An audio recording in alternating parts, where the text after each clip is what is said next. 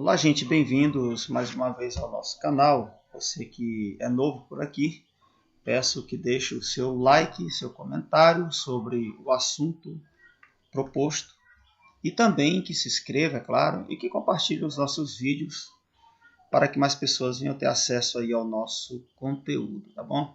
Nós vamos trabalhar hoje um pouco sobre uma passagem que eu estava estudando, que se encontra no livro de 1 Pedro, no capítulo 5, os 4 primeiros versículos do capítulo 5, que eu acho muito interessante, porque entendo que deva ser um assunto que precisa ser abordado pela igreja contemporânea. Tá?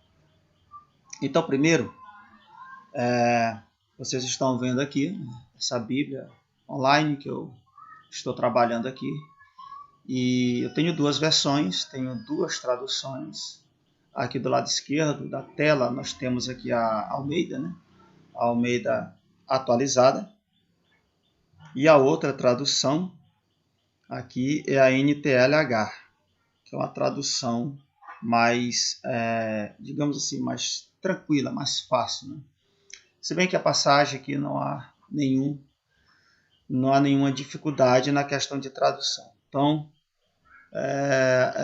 aqui o primeiro ponto que eu quero trazer, quero mostrar, é como que cada tradução ela divide, né, aqui os capítulos e como que eles colocam as perícopes, como que também divide as perícopes e o título que cada tradução vai colocar. Por exemplo, a Almeida, essa Almeida aqui, ela vai trazer uma divisão interessante. Ele vai trazer os 4 primeiros versículos, uma divisão para os 5. E o título aqui é Os Deveres do Ministério. Então, do versículo 1 ao 4. Já na NTLH, você observa que ele já não faz essa divisão do 4 para o 5, ele leva direto. Então, o título ele é um título mais geral, né? Aqui, Conselhos para o Povo de Deus.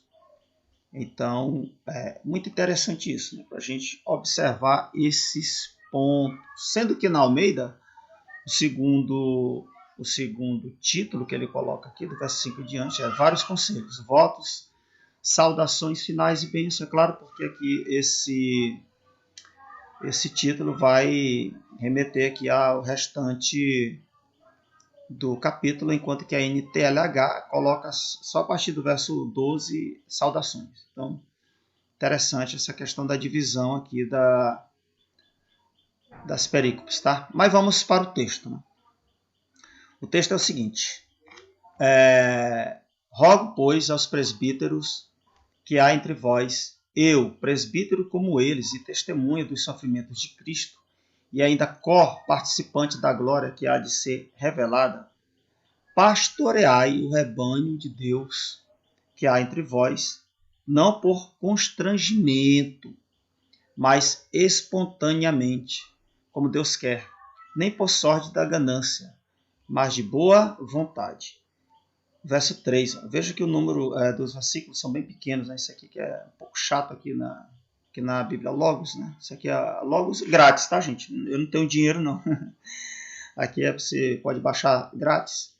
É uma versão mais simples, mas dá para a gente fazer uns estudos. Aí depois você pode ir pondo uns módulos ali, comprando. É o que eu estou fazendo aos poucos. Aí depois, quem sabe, a gente pega um pacote. Mas você percebe que o número é bem pequeno. Mas dá de ver aqui. Verso 3. Nem como dominadores dos que vos foram confiados. Antes tornando-vos modelos do rebanho. Ora, logo que o Supremo Pastor se manifestar, recebereis a imarcessível coroa da glória. Tá bom? Então veja que eu aqui marquei duas palavras, né? A primeira no verso 1, presbíteros, aqui no verso 1, e no verso 1 da NTLH também, né? Eu que também sou presbítero, veja que não há diferença na tradução. Né? Apenas porque aqui está no plural, na Almeida, e na NTLH ele colocou como no singular, mas é porque aqui ele está se referindo primeiro a ele e depois, aí sim, aqui, ó, no plural, né? O plural vem aqui. No caso, a Almeida, ela traz o plural antes e a menção de Pedro, quando ele se refere a ele mesmo, ela traz depois. Estou marcando aqui, ó. Apenas essa questão de ordem, mas é a mesma coisa, né? É a mesma coisa. Então, vou voltar aqui, rapaz, tem hora que... Mas vamos lá. Outro termo aqui é dominadores. Veja que aqui nem como dominadores, né? Dos que vos foram confiados.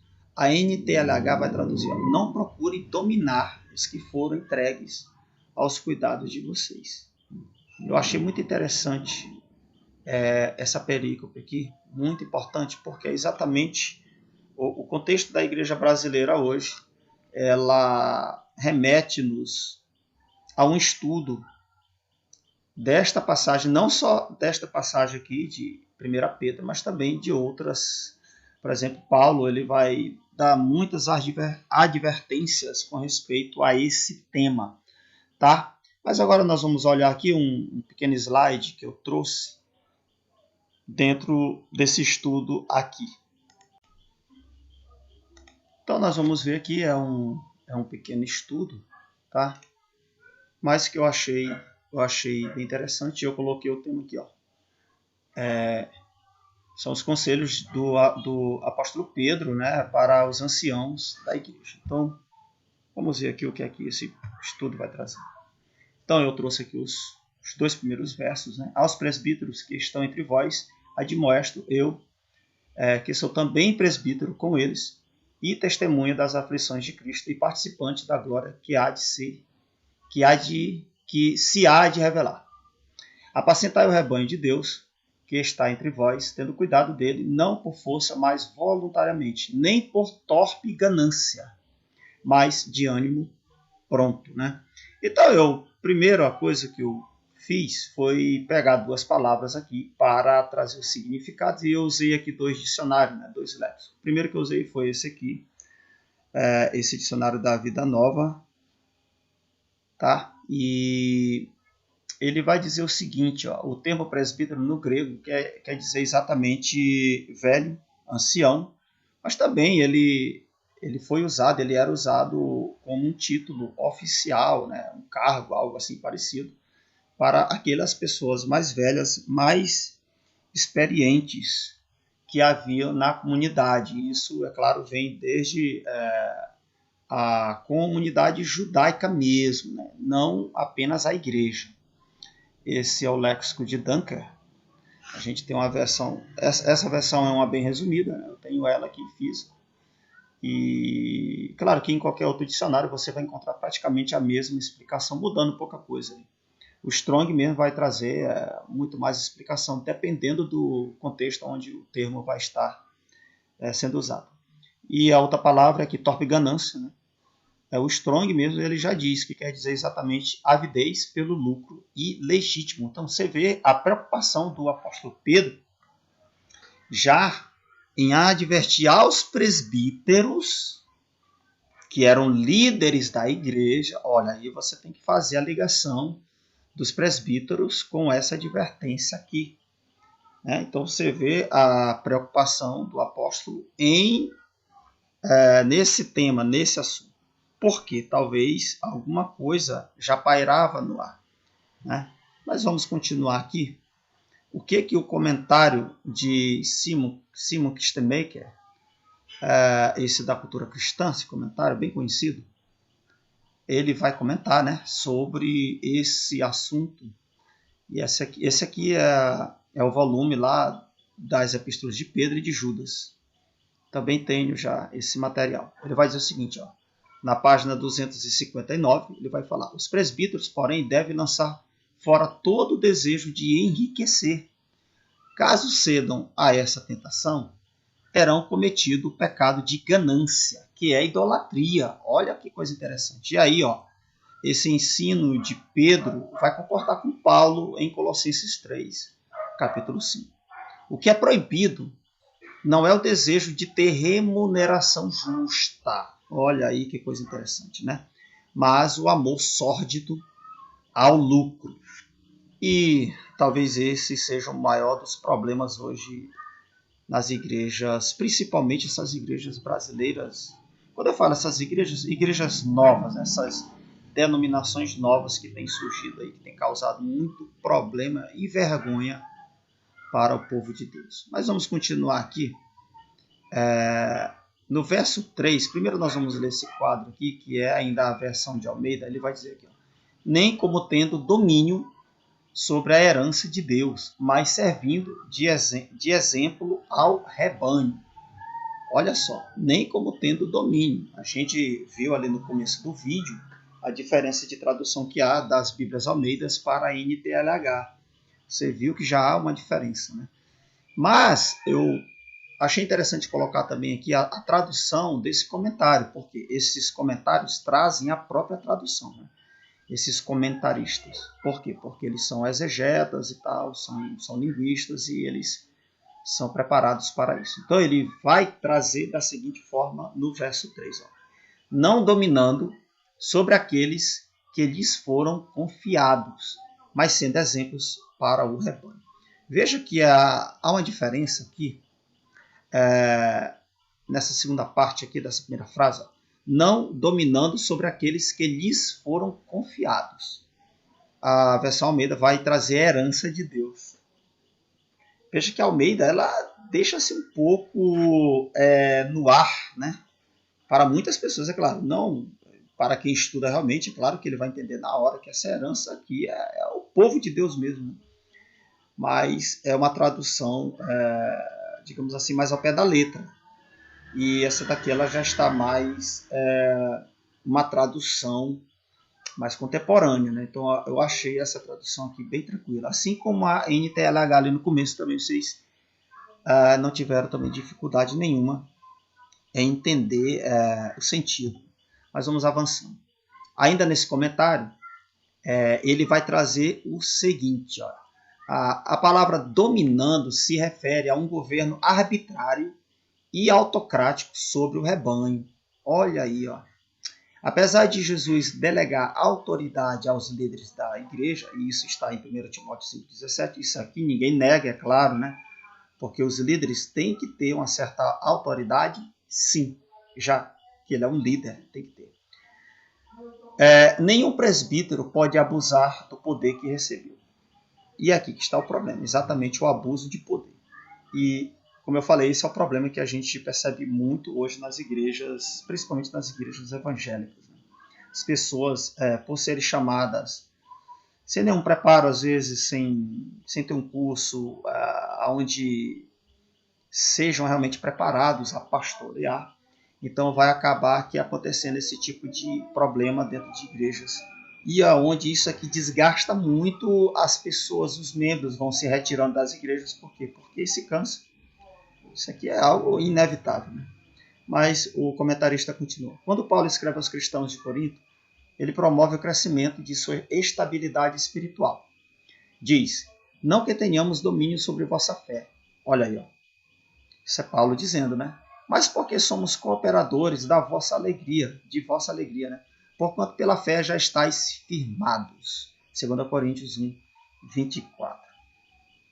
Os apóstolos Pedro e Paulo nunca usaram o seu ofício apostólico em benefício próprio. Ou seja, eles colocaram-se ombro a ombro com os membros da igreja para fortalecer os fracos, curar os enfermos e cuidar dos feridos. E eu te pergunto, quem que se preocupa com essas funções aqui hoje? Claro que há pessoas que ainda têm esse sentimento, né, de fraternidade, de colaboração, humildade em pensar nas pessoas que realmente necessitam de ajuda dentro da comunidade cristã que ele lidera. Mas, como eu falei, muitas igrejas, principalmente as igrejas neopentecostais, dificilmente a gente vai ver esse tipo de ação. Mas eu trouxe também um comentário desse desse outro material aqui, ó, aqui do Craig Keener, Comentário Histórico-Cultural da Bíblia do Novo Testamento. Ele vai trazer sobre esses versículos que nós lemos o seguinte, ó, ele vai trazer esse título: Pastores Fiéis do Rebanho. O comportamento dos líderes da igreja em tempo de crise poderia tanto encorajar como desencorajar o rebanho. Os líderes, uma vez conhecidos, seriam os primeiros alvos de busca, captura, tortura e execução. Lembrando que esse comentário ele já diz, né, histórico-cultural, então ele vai trazer o contexto ao qual Pedro escreveu essa carta.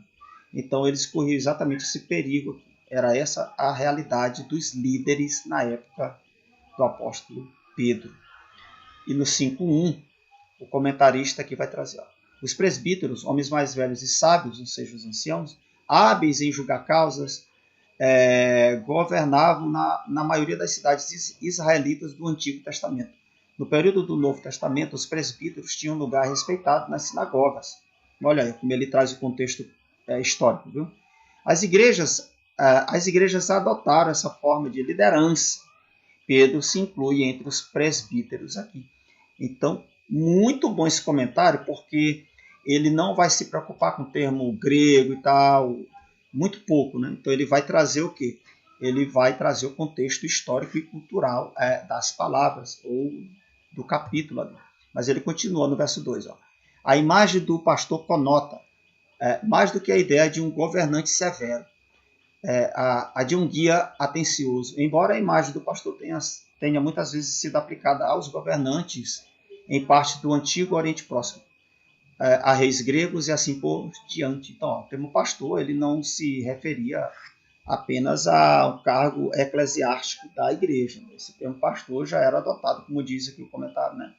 Até reis pagãos, gentios e tal. As acusações de lucro ilegítimo costumavam ser feitas contra os mestres morais no mundo antigo.